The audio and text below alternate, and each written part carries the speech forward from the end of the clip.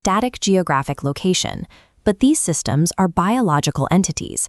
A thriving wetland functions as the lungs and kidneys of the planet, a living macroorganism that underpins our collective survival. This organism provides constant, invisible exchange through ecosystem services. It recharges aquifers, mitigates floods, and maintains ambient temperatures by cycling carbon and thermal energy between the soil, water, and air. For centuries of industrialization shifted this perspective toward an anthropocentric worldview. Civilization began treating these complex systems as inanimate resources or convenient waste dumps. By treating a living organism as an object, we systematically broke the covenant of reciprocity. We abandoned the relationship that once sustained the human species. This industrial view stands in direct contrast to ancient indigenous paradigms. For thousands of years, water was revered as a sacred, living entity, a partner in a symbiotic relationship. Today, that wisdom forms the basis of the Rights of Wetlands movement. It asserts that an ecosystem has an inherent right to exist, to maintain its own hydrology, and to thrive free from pollution. While a legal right is a vital philosophical shift, it cannot physically undo centuries of industrial damage. Recognition is a start, but a dying organism requires direct help. To restore the life-sustaining functions of these wetlands, we must move beyond words and towards specific biological interventions. Modern attempts to clean water bodies often ignore ecosystem biology.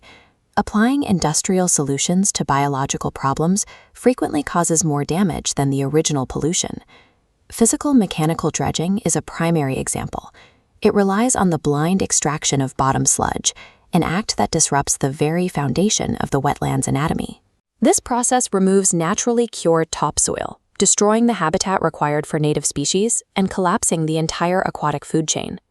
Using heavy earth-moving equipment to treat a biological illness is a violent amputation. It attempts to cure a symptom by killing the host organism. Nature-based solutions provide a different path, bridging ancient Vedic science with modern climate tech. The focus is on in situ restoration, healing the system where it stands. This approach uses a biological catalyst to resurrect the native ecology without chemical toxins. It restores the equilibrium between soil, water, and air, triggering the system's own immune response. Instead of extraction, we see in situ decomposition.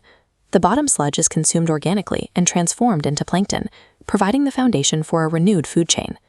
Strategic vegetation along the embankments acts as a secondary filter. This allows the system to manage and improve water quality in situ, even as new water flows in. The biological results follow immediately. Water viscosity lowers, dissolved oxygen levels rise, and the habitats that support vector-borne diseases are naturally eliminated. True restoration does not fight the ecosystem. It provides the precise biological tools the organism needs to heal itself. These methods are proven at a significant scale. Over 60 projects across 13 states demonstrate this biological approach's success. The metrics are clear: 100 million liters of sewage restored, 300 acres of water bodies saved, protecting 2 million people from pollution-related diseases. Scientific validity is further established by ISO standardization. This certification for urban water reuse serves as formal proof of the technology's effectiveness and safety. These local successes have reached the highest international policy stages. This technology now represents these ecological principles at global forums like COP28 and the G20. The Rights of Wetlands has evolved into a globally endorsed operational reality. The transition from philosophy to practice is already underway. The implications for our climate are vast. Healthy wetlands serve as massive carbon sinks and provide a physical defense against the urban heat island effect, cooling the cities they inhabit.